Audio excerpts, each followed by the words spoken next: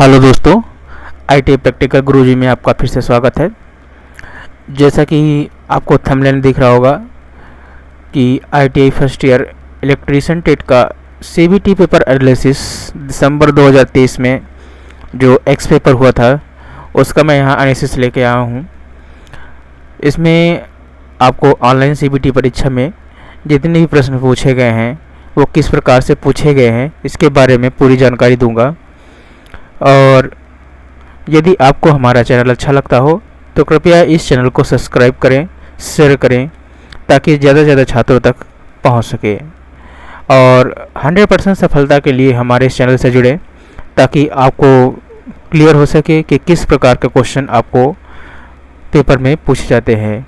यहाँ पे मैं trade theory, workshop calculation, ED और वर्कशॉप एम्प्लॉयमेंट स्किल के किस प्रकार के क्वेश्चन यहाँ पे पूछे गए हैं जो दिसंबर 2023 में एक्स पेपर हुआ था, तो उसी के बारे में हम यहाँ पे पूरी जानकारी आपको देंगे। और ये भी देखना है कि किस पैटर्न के हिसाब से क्वेश्चन पूछे जा रहे हैं। और जिन लोगों को ज़्यादा तैयारी करनी हो और अच्छे से तैयारी करनी हो वो हमारे पीछे की वीडियो को देख सकते हैं, जो हमारे डिस्क्रिप्शन में मैं आपको दे दूंगा लिंक। वहाँ से आप पीछे के पेपर भी, आप पिछले ईयर के भी पेपर्स को वहाँ पे से सीबीटी पेपर्स को आसानी से देख सकते हैं, अपना तैयारी कर सकते हैं। चलिए अब इसी क्रम में हम आगे बढ़ते हैं और अपने पेपर की ओर चलते हैं। तो देखिए यहाँ पे ये जो है इलेक्ट्रीशियन फर्स्ट ईयर जो है 18 दिसंबर 2023 को पेपर हुआ था, ठीक है। तो इस पेपर को एनालिसिस हम करेंगे पूरी तरह से कि किस प्रकार के क्वेश्चंस आए थे यहाँ पे और उनका सोल्यूशन क्या रहेगा, ठीक है। तो सबसे पहले हम टेट थ्योरी क्वेश्चंस की बात करेंगे। तो टेट थ्योरी क्वेश्चन में क्या है, पहला क्वेश्चन है क्या विद्युत इस्त्री के भाग का नाम क्या है। तो यहाँ पे जो चित्र बनाया गया है उस चित्र में आपको दिख रहा होगा, ये चित्र है। तो ये विद्युत इस्त्री यानी कि जो प्रेस होती है आपकी, इलेक्ट्रिकल आयरन जिसको बोलते हैं हम लोग, तो ये आयरन होती है। तो इस आयरन में इस भागों को क्या कहते हैं। तो आयरन कई प्रकार भाग होते हैं उसके, तो उस भाग में से ये सबसे जो नीचे होता है जिसमें हीटिंग एलिमेंट लगा होता है, तो इस भाग को हम क्या बोलते हैं। तो इस्त्री के इस भाग को क्या बोलते हैं हम लोग, सोल प्लेट बोलते हैं। इसी सोल प्लेट पे हम लोग क्या करते हैं, एलिमेंट को बांधा जाता है और वो हीट करके प्रेस का प्रोसीजर करते हैं, ठीक है। तो इसको हम लोग सोल प्लेट बोलते हैं। तो इसका बी जो है वो राइट आंसर हो जाएगा, ठीक है।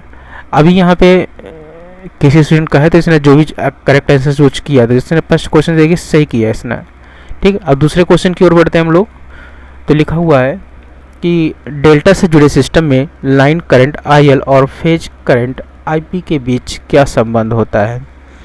तो ये भी आपको पता होगा कि पॉलीफेज सिस्टम में जो है, डेल्टा सिस्टम में जब कनेक्शन होता है तो उस समय लाइन करंट और फेज करंट के बीच क्या संबंध होता है। तो उस समय क्या होता है, लाइन करंट जो होता है वो फेज करंट से क्या होता है, √3 गुना अधिक होता है, ठीक है। तो इसमें देखिए ऑप्शन देखिए क्या है, ए ऑप्शन क्या है, आई एल इसका √3 IP, यानी कि जो पहला ऑप्शन ही हमारे पास वो सही हो रहा है।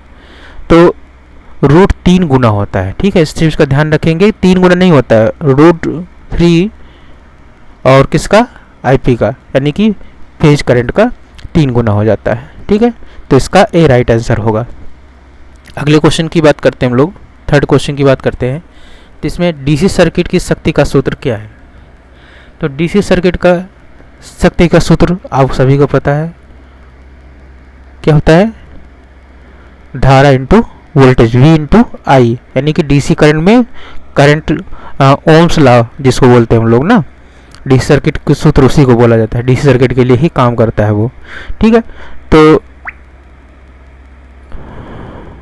इसका राइट आंसर क्या होगा, डी आंसर राइट होंगे चाहिए।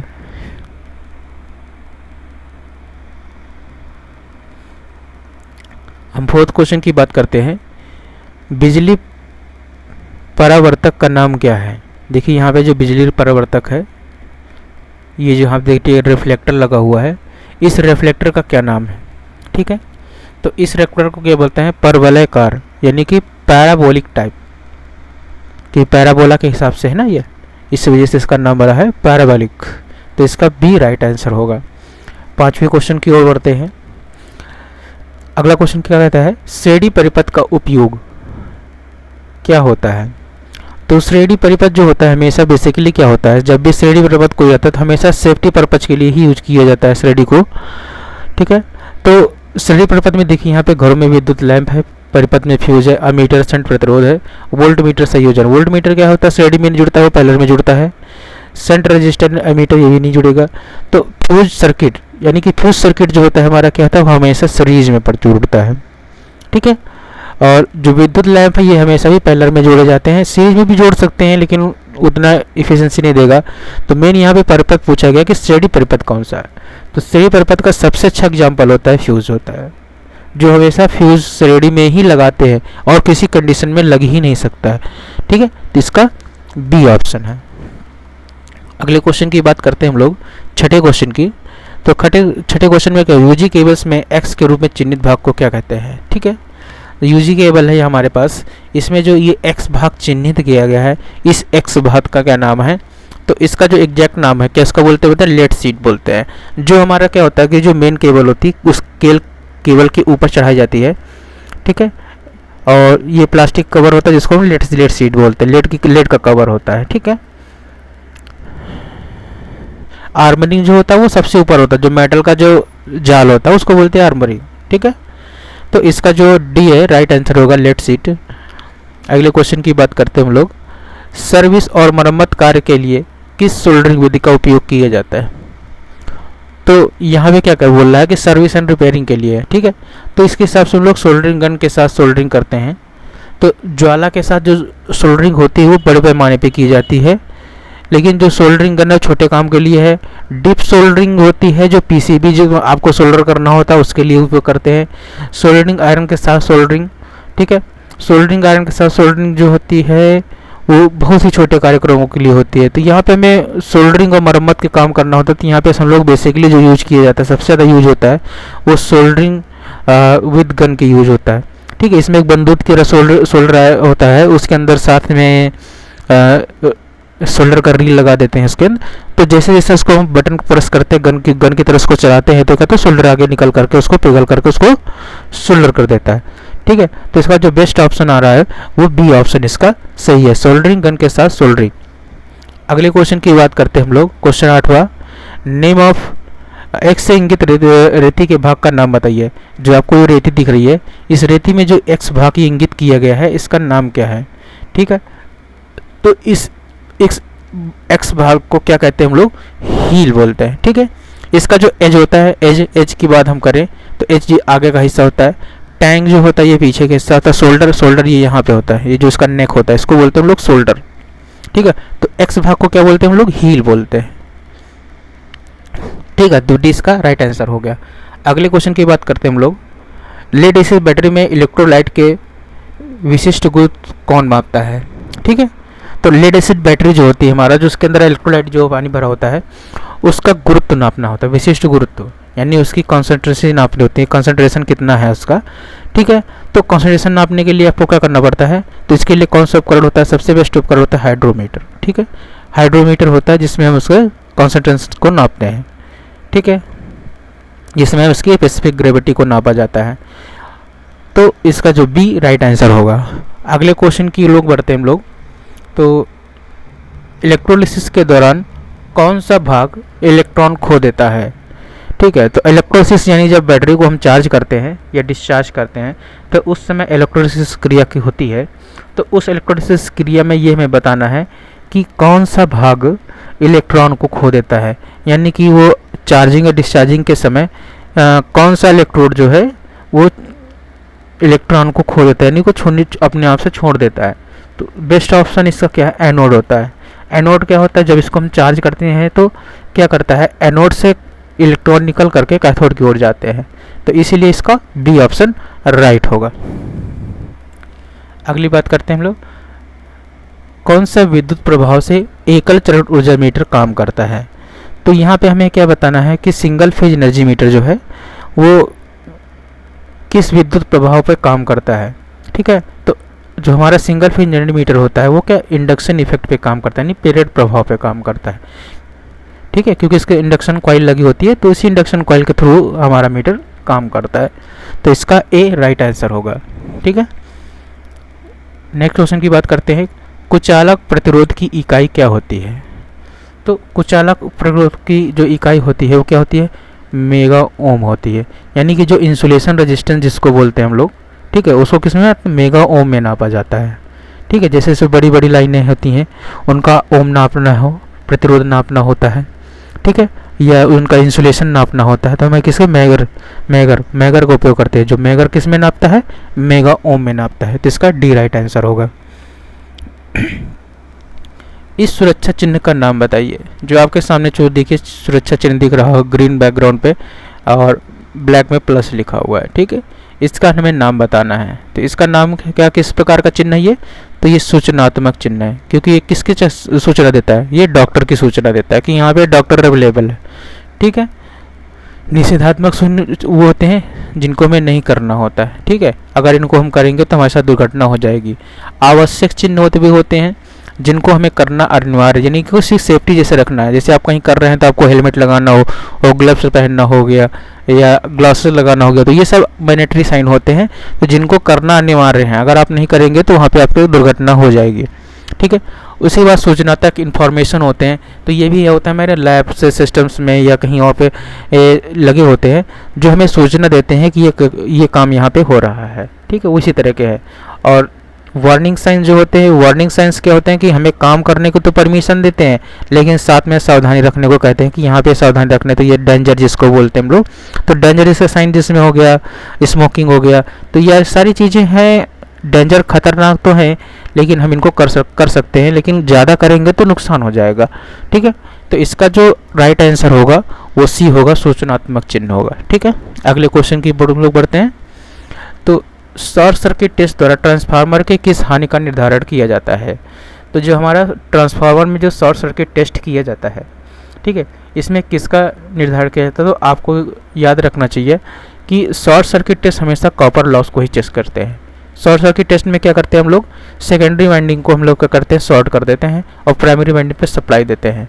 तो उस कंडीशन में हमें क्या पड़ता है? कॉपर की लॉस, यानी कि कॉपर कितनी क्षरण क्षमता है उसकी हमें ज्ञात हो जाती है। और जो ओपन सर्किट टेस्ट जिसको हम लोग बोल देते हैं, तो ओपन टेस्टिंग टेस्ट जो बोलते हैं एडी करंट लॉस को की जांच के लिए किया जाता है। ठीक है, तो इसका जो ए है जो क्या होगा? राइट आंसर होगा। अगले क्वेश्चन की बात करेंगे। इस औजार का क्या नाम है? देखिए ये औजार आपको दिख रहा हो गोला प्रकार, यानी कि जो आपका उसी तरह होता है, लेकिन इसके दोनों टांग देखिए यहाँ पे मुड़े हुए होते, तो ये गोला प्रकार नहीं है। ठीक है, तो जो इसका जो राइट आंसर होगा कैलिपर होता है, इसको कैलिपर बोलते हैं। ठीक है, तो कैलिपर, लेकिन कैलिपर भी दो प्रकार के होते हैं आपके, तो दो प्रकार इन कैलिपर और आउट कैलिपर। ठीक है, आंतरिक जिसको बोलते हैं, ठीक है, इनको मतलब आंतरिक कैलिपर और आउट यानी कि बाहरी कैलिपर। ठीक है, तो यहाँ पे देखिए जो एलिमेंट जिसको टांगे हैं जो क्या अंदर की ओर झुकी हुई हैं, इसमें बाहर की ओर निकल जा रहा है। ठीक है, तो इसको बोलते हैं हम लोग क्या? इनसाइड कैलिपर बोलते हैं, यानी आंतरिक कैलिपर बोलते हैं, जिसका काम क्या होता है कि अंदर के किसी व्यास का माप लिया जाता है। कोई माप लेनी हो, आंतरिक एरिया की वो माप लेनी होती है, तो उस समय हम क्या करते हैं? इनसाइड कैलिपर यूज करते हैं। और जब किसी पाइप का बाहरी माप लेनी हो या व्यास लेना होता है, तो वहाँ पे हम लोग क्या करते हैं? आउटसाइड कैलिपर को उपयोग करते हैं। अगले क्वेश्चन की बात करते हैं। सीसा अम्ल बैटरी के ऋणात्मक प्लेट बनाने हेतु कौन सा पदार्थ प्रयोग किया जाता है? तो लेड एसिड बैटरी में जो ऋणात्मक प्लेट बनाते हैं, यानी कि जो नेगेटिव प्लेट बनाते हैं, इसमें कौन सा पदार्थ यूज करते हैं हम लोग? ठीक है, तो उसमें जो यूज करता है क्या था? सीसा, स्पॉन्ज लेड। ठीक है, स्पॉन्ज लेड यानी कि स्पॉन्ज शीशे का उपयोग करते हैं। ठीक है, और जो पॉजिटिव फेज होती है उसमें किसका यूज करते हैं? लेड पेरोक्साइड का यूज करते हैं। ठीक है, तो इसका डी राइट आंसर होगा। अगले क्वेश्चन की बात करते हैं। इस संकेतक चिन्ह का नाम बताइए। तो ये संकेतक चिन्ह आपको देख रहा होगा कि एक बच्चा जो है जेब्रा क्रॉसिंग को क्रॉस कर रहा है।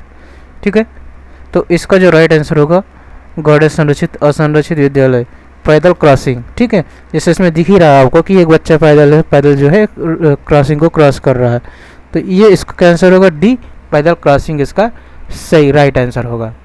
ठीक है, इस अगला क्वेश्चन की बात करते हैं, इस ड्रिल बिट का क्या नाम है। तो इस ड्रिल बिट कट का नाम क्या है, तो इस ड्रिल बिट को आपको मैं दिखा देता हूँ। पहले से आप इसका चित्र देख लीजिए। ये देखिए चित्र आपको दिख रहा है, ये यहाँ पे इस ये ड्रिल बिट है, ठीक है। इस ड्रिल बिट का नाम बताना है आपको। तो इस ड्रिल बिट को बोलना हम लोग टेपर सैंक बिट बोलते हैं इसका, क्योंकि इसकी एज के अकॉर्डिंग इसको नाम बढ़ता है। तो ये क्योंकि टेपर में है इसलिए इसको सैंक नहीं बोर कर करता है, ठीक है। तो इसको हम लोग बोलते हैं टेपर सैंक बिट बोला जाता है। तो इसका डी राइट आंसर होगा, ठीक है। अगले क्वेश्चन की ओर बढ़ते हैं। लकड़ी में किस दोष के कारण उसकी शक्ति कम हो जाती है, ठीक है। तो इनरेगुलरिटी यानी कि अनियमितता के कारण उसकी शक्ति क्या होती है, कमज़ोर हो जाती है, लकड़ी इसमें फिर टूट जाती है, ठीक है। तो इसका डी राइट आंसर होगा। अगले क्वेश्चन की हम लोग बात करें, पराचुंबकीय पदार्थ कौन सा है। तो पराचुंबकीय पदार्थ जो होता है वो हमेशा क्या होता है, लकड़ी होती है, ठीक है। तो इसका सी राइट आंसर होगा। अगले क्वेश्चन की ओर बढ़ते हैं हम लोग। चमकदार प्रवाह की इकाई क्या है। तो चमकदार प्रवाह यानी लुमिनस फ्लक्स की यूनिट बतानी है आपको। तो लुमिनस फ्लक्स की यूनिट जो होती है क्या होती है, लूमेन होती है, ठीक है। तो इसका सी राइट आंसर होगा। अगले क्वेश्चन की बात करें, इस रेती का नाम क्या है, ठीक है। जो आपको रेती दिख रही है, इस रेती का नाम क्या है। ये क्वेश्चन भी कई बार कई सारे सालों में पूछा गया है और ये हर बार क्वेश्चन ऐसे रिपीट होता रहता है, ठीक है। तो इसको बोलते हैं हम लोग रास्प कट पाइप बोलते हैं। तो रास्प कट जो फाइल होती है ये हमें बेसिकली किसके यूज होते हैं, ये वुडन वर्क के लिए होती है। यानी वुडन में अगर कोई लकड़ी है उसको आपको घिसना है तो वहाँ पे हम लोग क्या करते हैं, रास्प कट यूज करते हैं, ठीक है। इसी में ही रास्प कट में ही आपके मेटल वर्क के लिए भी आता है, फिटर वालों के लिए भी आते हैं रास्प कट में, जिसका काम होता है मेटल को घिसने का काम होता है। तो बेसिकली अपने यहाँ पे जो है रास्प कट ही फाइल लगभग यूज करी जाती है, ठीक है। तो इसका ए राइट आंसर होगा। अगले क्वेश्चन की बात करते हैं, इस तार का जोड़ का क्या नाम है। जो तार का जो जोड़ बनाया गया देखिए आपको टी जॉइंट जैसा लग रहा है ना, तो टी जॉइंट है। तो इसका तो नॉटेड टाइप जॉइंट बोलते हैं। तो क्यों नॉटेड टाइप जॉइंट, क्योंकि यहाँ पे देखिए नॉट लगा है। टी जॉइंट होता तो सर सिंपली इसको लपेटा गया होता, लेकिन देखिए यहाँ पे नॉट लगा दिया गया है ना। तो नॉट लगाने के लिए नॉटेड टाइप जॉइंट बोलते हैं इसको, ठीक है। तो इसका डी राइट आंसर होगा। अगले क्वेश्चन की ओर बात करते हैं हम लोग। मौजूदा अर्ध संयोजन में अर्थ प्रतिरोध मूल्य को कम करने का कौन सा तरीका है। तो इसमें यह कह रहा है कि जो हमारा एग्जिस्टिंग अर्थ रेजिस्टेंस है उसके अंदर रेजिस्टेंस की वैल्यू को कम करने के लिए हमें क्या करना चाहिए। तो पहला ऑप्शन कह रहा है अर्थ में और रेत तथा चारकोल भरना चाहिए, ठीक है। लकड़ी की इलेक्ट्रोड की लंबाई बढ़ा देनी चाहिए, अर्थ फीट हमेशा गीला स्थिति में रहना चाहिए, अर्थ इलेक्ट्रोड का व्यास बढ़ाना चाहिए। तो ये सारी चीज़ें ऑप्शन दिए हुए हैं, लेकिन जैसे पहला ऑप्शन की बात करते हैं हम लोग, तो इसमें कह रहा है एग्जिस्टिंग की कह रहा है, नया तो नहीं कह रहा है ना।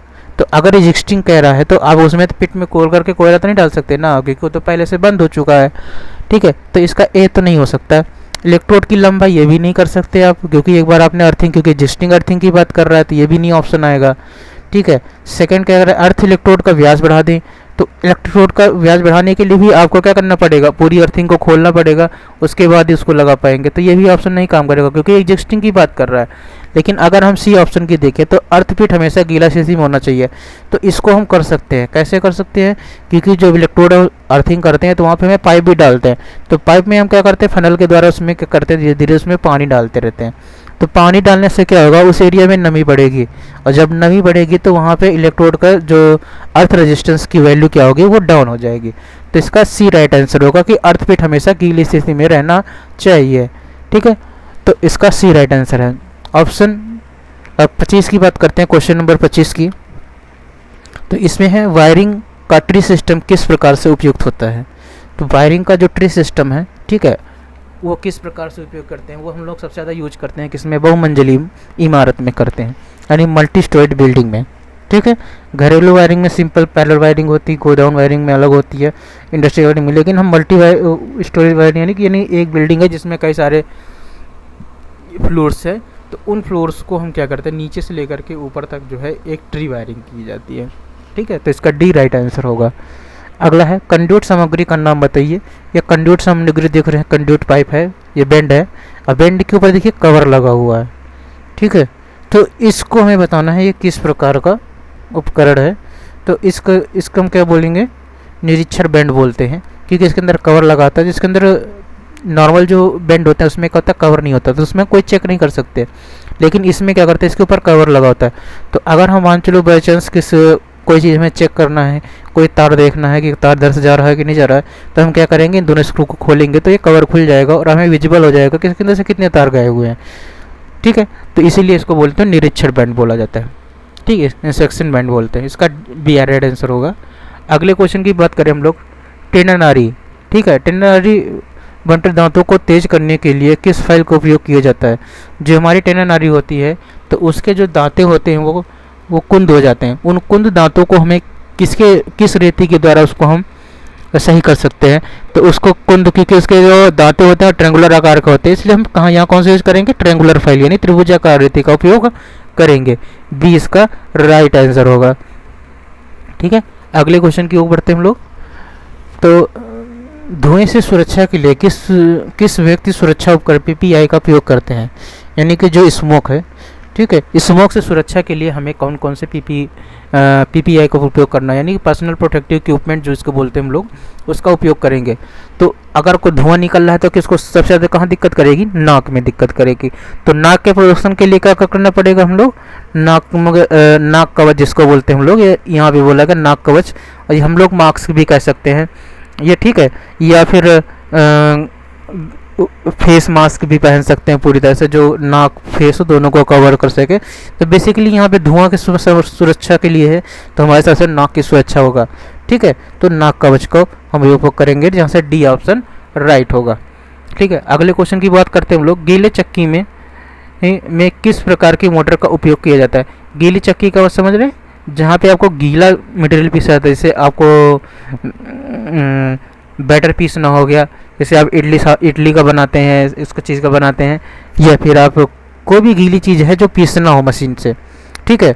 तो उसकी चक्की जो होती है, उस चक्की में कौन सी मोटर लगाते हैं, तो उसमें हम लोग capacitor start capacitor induction motor लगाते हैं। Capacitor start induction run motor लगाते हैं, जो कैपेसिटर के द्वारा चलती है, ठीक है। तो इसका ए राइट आंसर होगा। अगले क्वेश्चन की बात करते हैं हम लोग, किस पदार्थ में ऋणात्मक तापमान गुणांक होता है। तो यहाँ पे तो ऋणात्मक तापमान निगेटिव कोफिशिएंट प्रॉपर्टी की बात कर रहा है। तो यहाँ पे जो निगेटिव कोफिशिएंट प्रॉपर्टी होती है वो सबसे ज़्यादा माइका के पास होती है, ठीक है। इसीलिए इसका उपयोग सबसे ज़्यादा किया जाता है, सभी इंसुलेशन के सबसे ज़्यादा काम किया जाता है, ठीक है। माइका सबसे बेस्ट होता है, जो हीटिंग को काफ़ी से ऑब्जर्व करता है। तो इसका ए राइट आंसर होगा। अगले क्वेश्चन की बात करते हैं, आई नियम के अनुसार पावर सब सर्किट के लिए अधिकतम अनुमत भार क्या है, ठीक है। तो हमारे जो है पावर सब सर्किट की बात कर रहे हैं हम लोग, ठीक है। तो उसमें अधिकतम अनुमत भार जो होता है वो कितना होता है, 3000 वाट होता है, ठीक है। जो पावर सर्किट होती है, यानी कि एक पावर सर्किट में है आप जो है 3000 वाट तक का लोड दे सकते हैं, ठीक है। अगर हम इसी की बात करें तो जैसे घरेलू होता है, तो घरेलू लाइट पॉइंट जिसको बोलते हैं, तो लाइट पॉइंट में हमेशा जो होता है वो 800 वाट तक का होता है।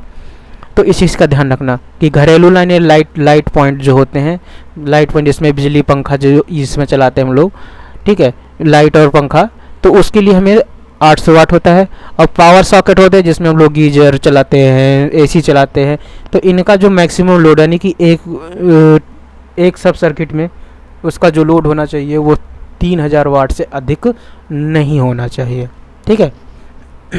अगले क्वेश्चन की बात करते हैं हम लोग कि बैटरी के आवेशन के दौरान वेंड प्लग को खुला क्यों रखा जाता है, ठीक है।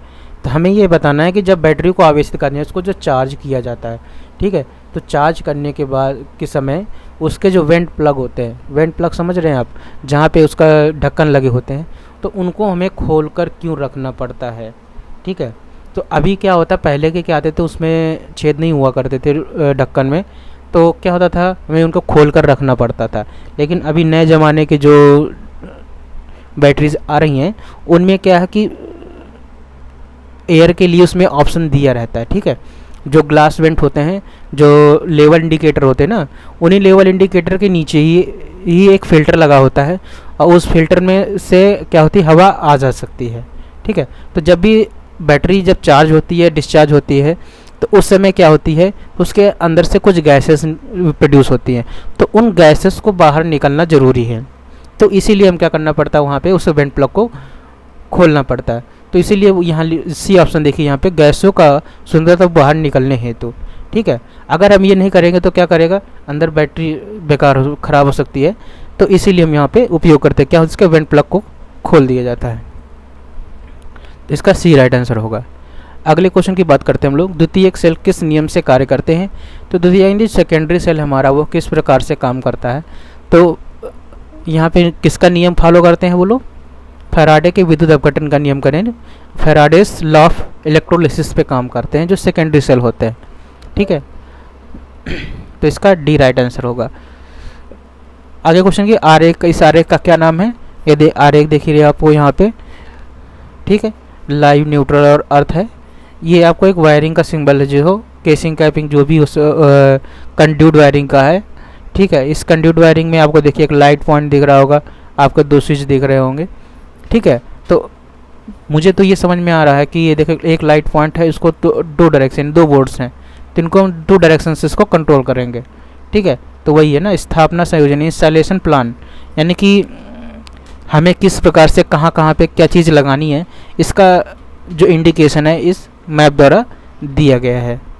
ठीक है, तो इसका ए राइट आंसर होगा। अगले क्वेश्चन की हम लोग बात कर लेते हैं, मीटर स्केल का नाम क्या है। तो ये हमारे पे जो मीटर स्केल देखिए, यहाँ पे देखिए 2K, 1K, 500, 500 ये है, फिर ये है, फिर 0 से लेकर के 0 तक का रेंज। ठीक है, तो ये किसका रेंज है, और ओम्स रेंज है, क्योंकि ओम्स है, रीडिंग की बात कर रहा है। तो ये किसका रेंज है, नॉन लीनियर स्केल है। ठीक है, गैर पारंपरिक। नॉन लीनियर का मतलब हो गया कि एक साथ कोई फिक्सिंग नहीं है। देखो 0 के बाद 2 आ रहा, 2 के बाद 5 आ रहा, 5 के बाद 10 आ रहा, 10 के बाद फिर बीच में स्केल बढ़ रही है। ठीक है, इसको हम लोग बोलते हैं लीनियर, नॉन लीनियर स्केल। अगर ये चीज़ हमारा 1 से लेकर के पूरा 10 तक होगा तो 100 तक होता है, बीच में कोई गैप नहीं होता, बराबर संख्याओं में डिवाइडेड होती स्केल, तो उसको हम लोग बोलते हैं लीनियर स्केल बोलते हैं। तो यहाँ पे हमारे पास क्या है, नॉन लीनियर स्केल है। ठीक है, यानी गैर रेखीय पैमाना, तो इसका डी राइट आंसर होगा। अगले क्वेश्चन की बात करते हैं हम लोग कि कंड्यूट को मोड़ने के लिए किस उपकरण का प्रयोग किया जाता है। तो कंड्यूट को मोड़ने के लिए हम लोग क्या करते हैं, हिक्की का उपयोग करते हैं। ठीक है, हिक्की होता है एक तरह से उपकरण होता है जो क्या करता है, हमारा जो कंड्यूट होती है, जिन मेटल की जो कंड्यूट पाइप होती हैं उनको मोड़ने का काम करता है। ठीक है, तो यहाँ पे हम लोग डी इसका राइट आंसर होगा। अगले क्वेश्चन की बात करते हैं, विद्युत आग पर किस अग्निशामक का प्रयोग करना चाहिए। यानी जो विद्युत द्वारा आग लगी हुई है उसमें किस प्रकार के फायर एक्सटिंग्विशर का उपयोग करना चाहिए। तो पहला इसमें है ऑप्शन बी, देखिए हैलोन टाइप का। ठीक है, तो हैलोन में ही अपना CTC आता है, तो उसी को हम उपयोग करेंगे। तो इसको यहाँ पे ऑप्शन दिया है हैलोन टाइप। ठीक है, इसका बी राइट आंसर होगा। अगले क्वेश्चन की बात करते हैं हम लोग, बिजली की मात्रा के लिए इकाई क्या है।